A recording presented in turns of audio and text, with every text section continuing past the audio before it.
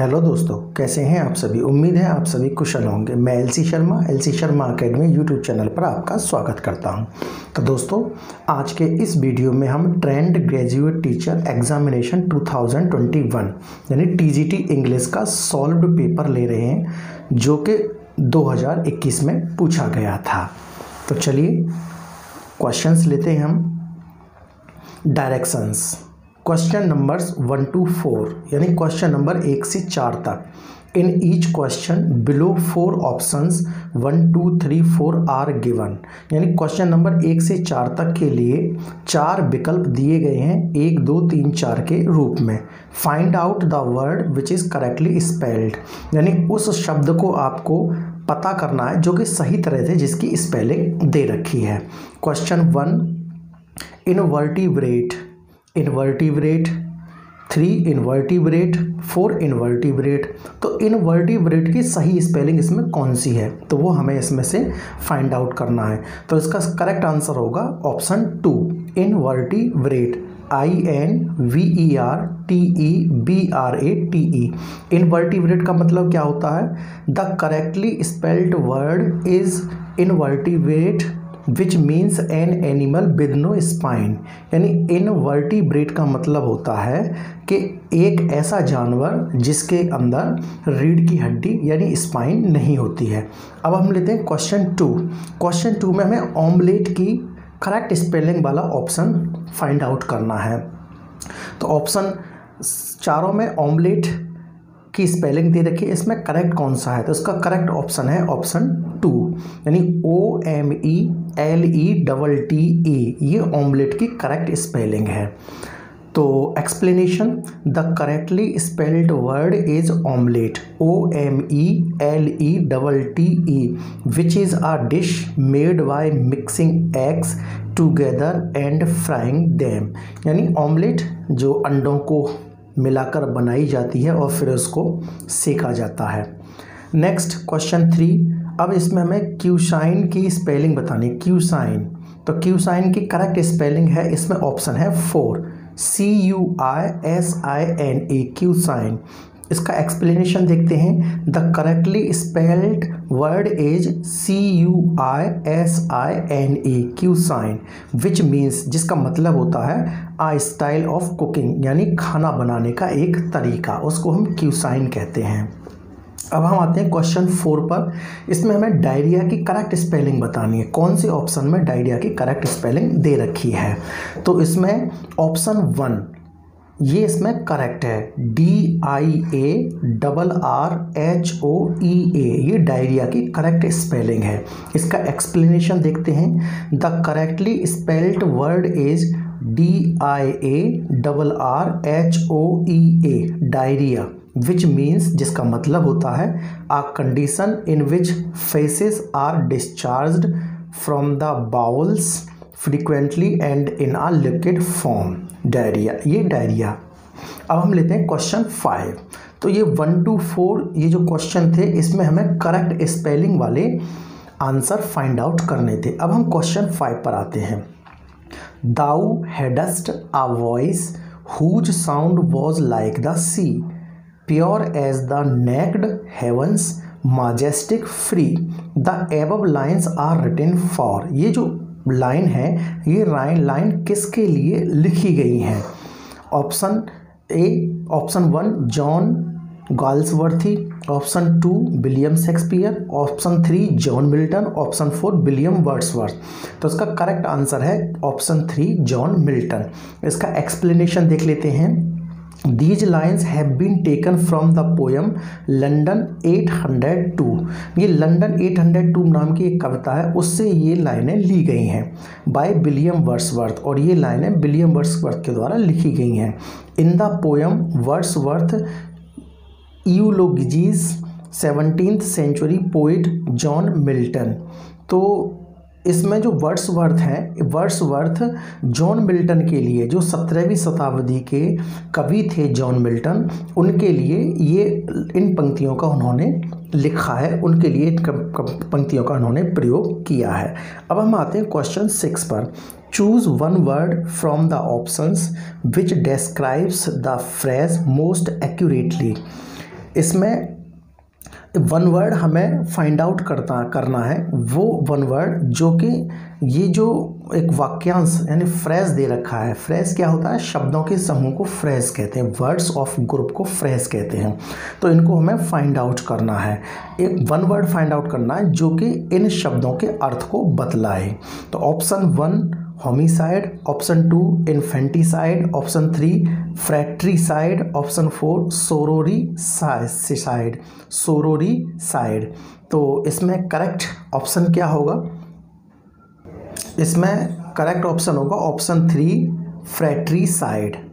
अब थोड़ा सा देख लेते हैं कि होमिसाइड किसके लिए यूज होता है, इन्फेंटिसाइड किसके लिए यूज होता है और सोरोरीसाइड किसके लिए यूज होता है।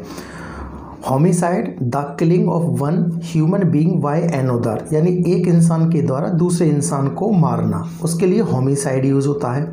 Infanticide the intentional killing of infants और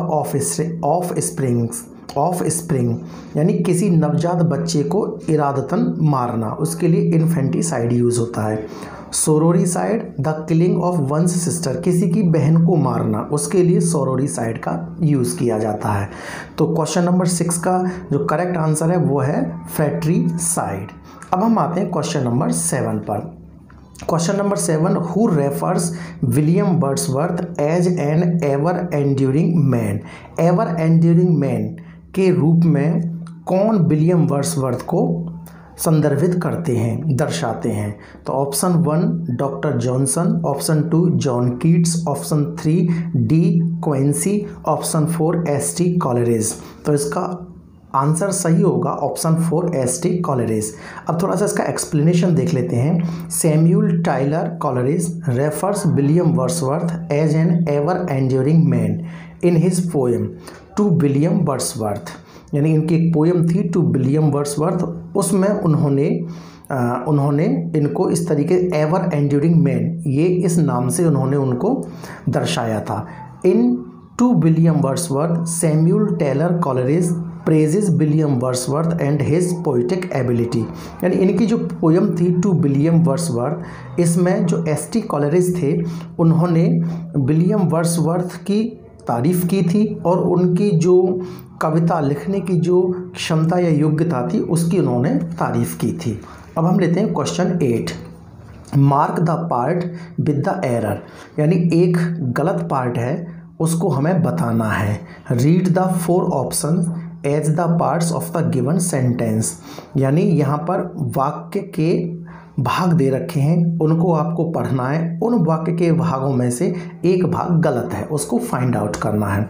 option 1 it was Meera who, option 2 suggested that you be at the entrance, option 3 to welcome each delegate, option 4 on their arrival. तो इसका एक आंसर होगा ऑप्शन 4। इसका एक्सप्लेनेशन देख लेते हैं। On his arrival should be used in place of on their arrival, यानी on his arrival should be used in place of on their arrival. तो इसमें जो एरर वाला पार्ट है ऑन देयर अराइवल है, इसकी जगह यूज़ होना चाहिए ऑन हिज अराइवल। अब हम लेते हैं next question 9, what is rhyme scheme of Petrarchan sonnet. Petrarchan sonnet का जो तुकबंदी है वो क्या है?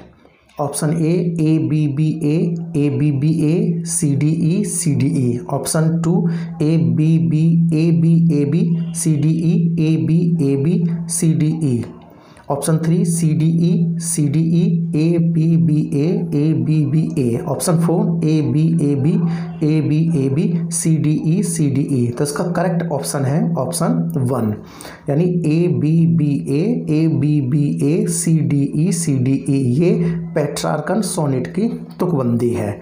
एक्सप्लेनेशन देख लेते हैं। Petrarchan sonnet is a sonnet form associated with the poet Petrarch having an octave rhyming A B B A C D E। Next हम लेते हैं question 10, transform direct narration into indirect narration, यानी direct narration से हमें indirect narration में बदलना है। Ram said how lovely this flower is. Ram ने कहा यह फूल कितना खूबसूरत है। तो इसका सही एक्सक्लेमेटरी सेंटेंस है, तो एक्सक्लेमेट क्योंकि एक्सक्लेमेटरी साइन लगा हुआ है, तो एक्सक्लेमेटरी सेंटेंस के लिए हाउ लवली, खुशी का माहौल है तो खुशी जाहिर की गई है, तो एक्लेम्ड विद जॉय। तो राम एक्सक्लेम्ड विद जॉय, इसका आंसर होगा option 2। Ram exclaimed with joy that was a lovely flower. अब हम इसका एक्सप्लेनेशन देख लेते हैं। The given sentence is an exclamatory sentence. ये जो वाक्य है ये एक एक्सक्लेमेटरी वाक्य है। It will be changed into indirect speech as follows. इसको इस तरीके से इनडायरेक्ट स्पीच में बदला जाएगा। इंटरजेक्शन वर्ड्स और phrases will be omitted and the omission will be express through. तो ये जो इंटरजेक्शन जैसे हाउ, ये जो शब्द है, इंटरजेक्शन जो शब्द होते हैं और जो वाक्यांश होते हैं उनको ओमिट में हटा दिया जाता है और उनकी जगह हम exclaim with Joy, exclaim with sorrow, exclaim इस तरीके से हम एक्सक्लेम विद सैड, इस तरीके से हम उन्हें चेंज करते हैं। और दिस को जो नियरनेस वर्ड है उसको फारनेस वर्ड दैट में चेंज कर दिया गया है। तो इसलिए ऑप्शन 2 इसका करेक्ट आंसर है। Ram exclaimed with joy that was a lovely flower. अब हम नेक्स्ट लेते हैं क्वेश्चन 11।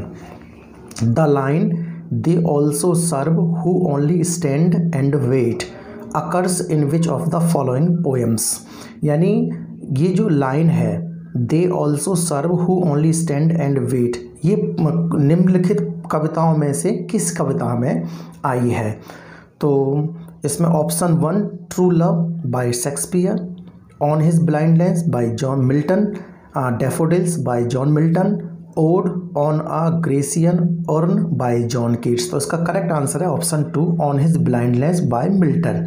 इसका एक्सप्लेनेशन देख लेते हैं। The line they also serve who only stand and wait occurs in the poem on his blindness. ये जो लाइन है, ये जो पंक्ति है, ये कविता ऑन हिज ब्लाइंड लेंस इस कविता में पाई जाती है बाय जॉन मिल्टन। जो कविता on his blindness John Milton के द्वारा लिखी गई थी। The poet reflects that he has a place in God's world despite his disability.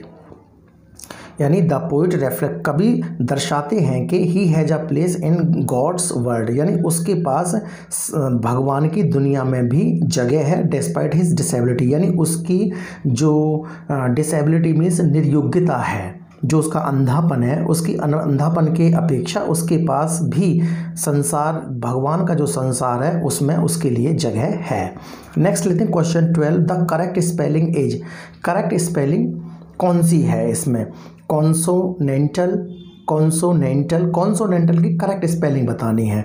तो 4 ऑप्शन दे रखे हैं, तो इसमें करेक्ट स्पेलिंग है ऑप्शन 1 में CONSONANTAL, कॉन्सोनेंटल। तो यानी ऑप्शन 1 इसका करेक्ट आंसर है। तो the correctly spelled word is consonantal, CONSONANTAL, which means, जिसका मतलब होता है रिलेटिंग टू, यानी से संबंधित, बीइंग होना, और मार्क्ड बाय अ कॉन्सोनेंट और ग्रुप ऑफ कॉन्सोनेंट, यानी जो व्यंजन होते हैं, व्यंजन का जो समूह होता है उनको हम कॉन्सोनेंटल कहते हैं। तो कॉन्सोनेंटल की करेक्ट स्पेलिंग कौन सी है? CONSONANTAL। नेक्स्ट चलते हैं क्वेश्चन 30। अब हम लेते हैं question 13। Which of the following works of John Galsworthy puts forward John Galsworthy's ideas on the drama. यानी which of the following works of John Galsworthy puts forward John Galsworthy's idea on the drama. यानी John Galsworthy का ऐसा कौन सा काम है जो कि जॉन्स गाल्सवर्दी का ऐसा कौन सा काम है जो कि जॉन्स गाल्सवर्दी के विचारों को, यानी जो नाटक था, नाटक पर विचारों को आगे ले जाते हैं। तो इसमें option 1 Jocelyn, option 2 the island Pharisees, option 3 the inn of tranquillity, और option 4 England of free man. तो इसका करेक्ट आंसर है option 3 the inn of tranquillity.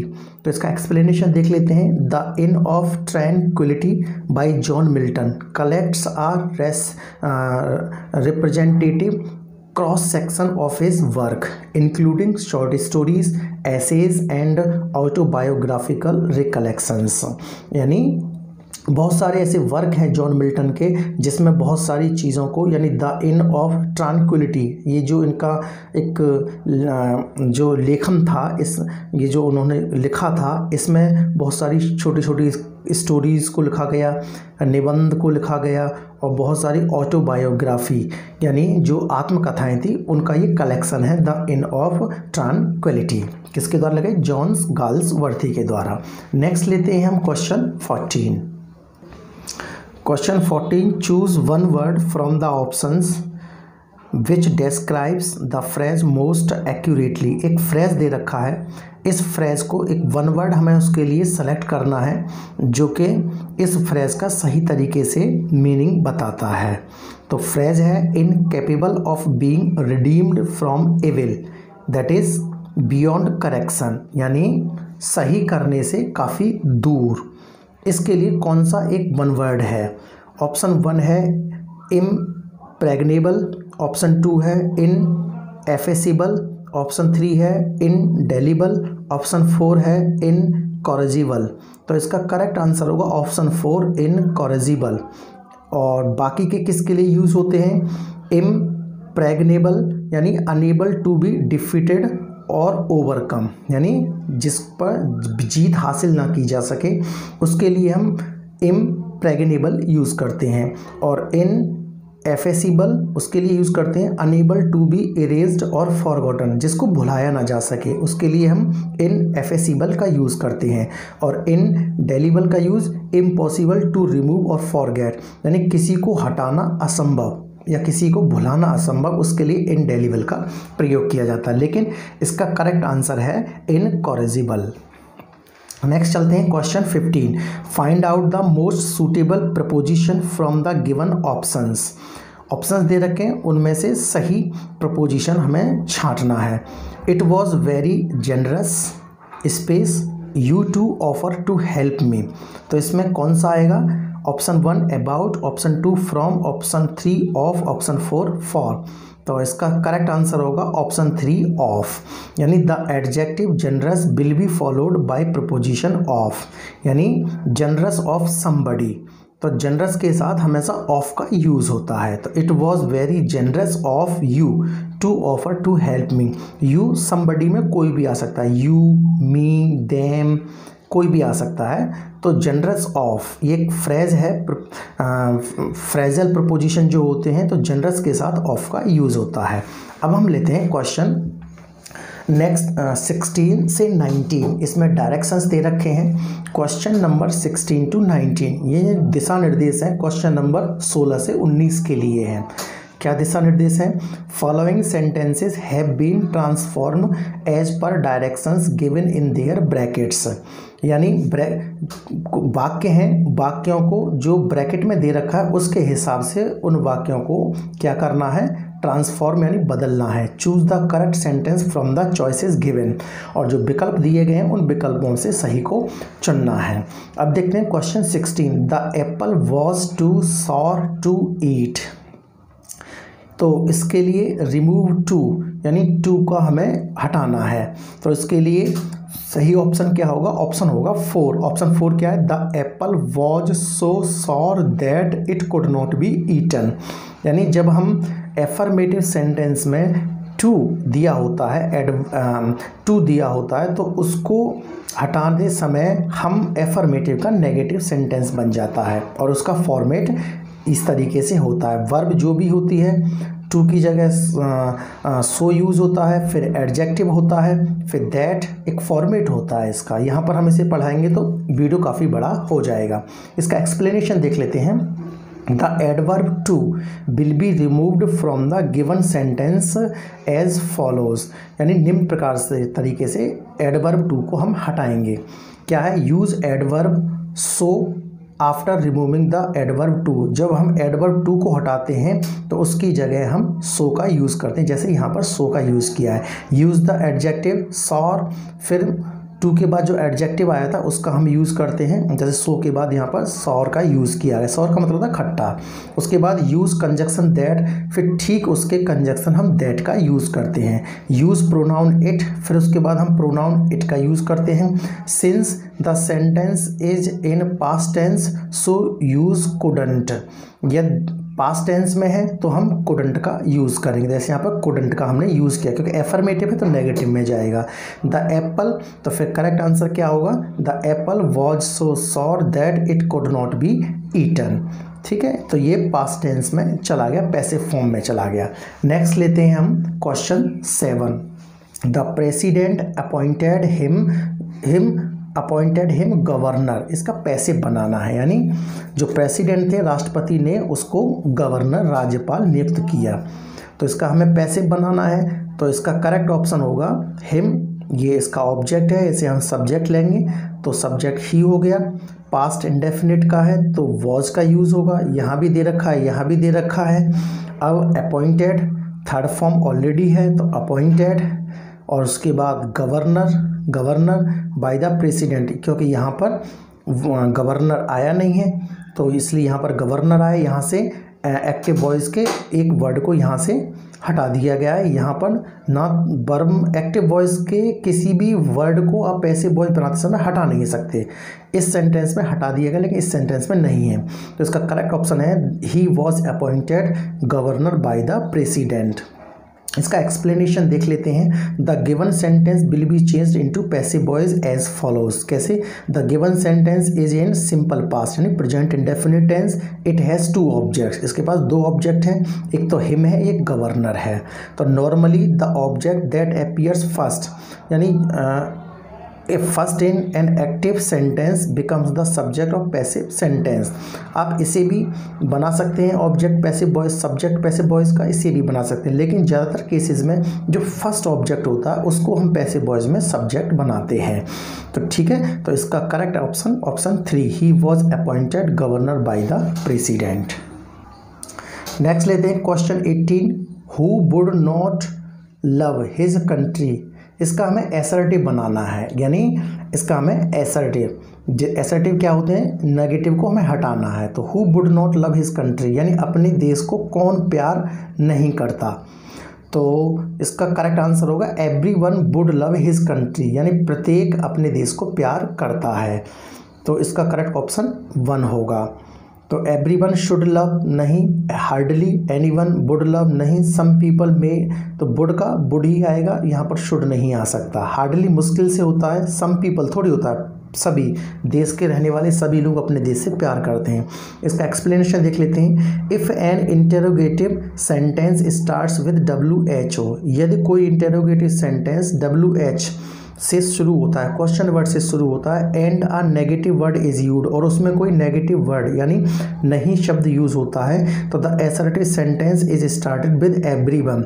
तो जो एसर्टिव सेंटेंस होता है वो एवरीवन से शुरू होता है, ये एक रूल है।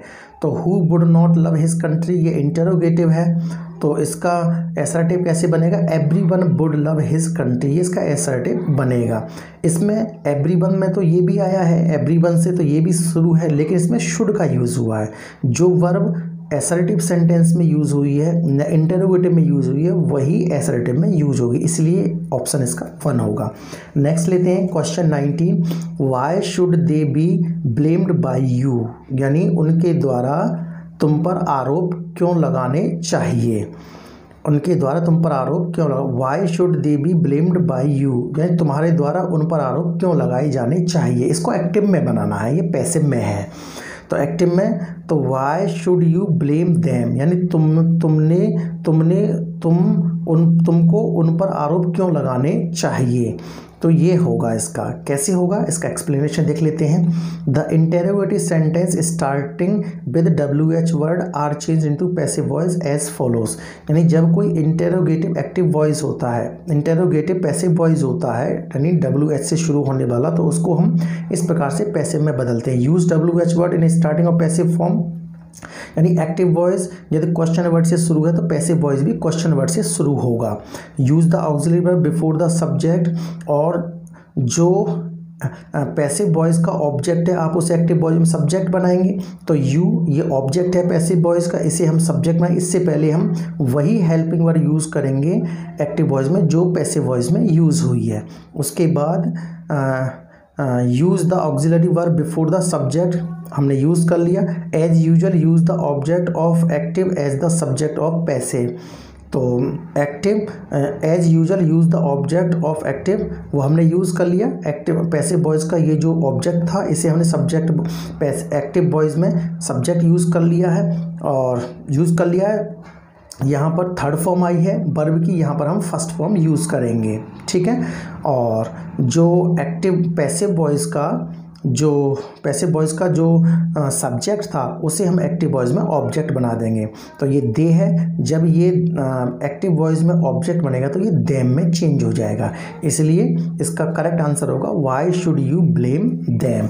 नेक्स्ट लेते हैं आज के लिए last question 20, which of the following as a pastoral elegy.